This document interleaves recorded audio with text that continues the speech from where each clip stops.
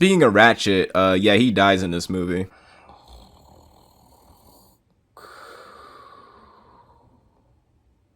Yeah, you weren't getting a bathtub reaction out of me on this one. I've never really cared for Ratchet in any of these movies because he's barely done anything in these films. You know what, let's do a recap of Ratchet's involvement in these movies, shall we? In the first movie, it was the introduction to everyone, so I'll give him a bit of a pass, but he was just kind of quirky, and he helped cut off Brawl's arm with his buzzsaw, which, fun fact, that is literally the only time he ever uses that thing. And he also helped Sam with Ironhide on transporting the cube through the city. I almost forgot about that. In the second movie though, his involvement is laughably non-existent. The most he does is call that one guy a fool, and then tells Jolt to put Jetfire's parts onto Optimus. And I barely give Ratchet any credit on that because he quite literally just told Jolt to do that. Jolt did all the work there. So yeah, Ratchet was sleepwalking through Revenge of the Fallen. Now he does do a little bit more in Dark of the Moon, but don't get too excited. He goes up to the moon with Optimus to check on Sentinel's vitals, and then at the end he helps Bumblebee destroy the control pillar. A little bit more, but still not much in the grand scheme of things. And then yeah, he just dies in this one, which is funny because this is the most dedicated screen time given for Ratchet, and it's his death scene. Anything actually important that Ratchet did was completely done off screen. Like he put Bumblebee's legs back together and probably just helped fix up the other Autobots back to shape. And even still, he somehow wasn't able to ever fix Bumblebee's voice box despite them being on Earth for over 7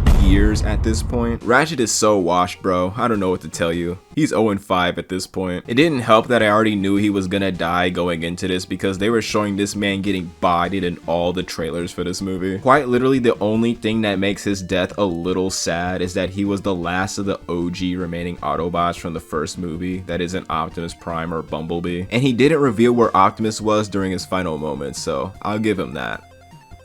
Not like he had much of a choice though, look at him. So the best way I honor Ratchet's legacy is by owning his movie masterpiece toy.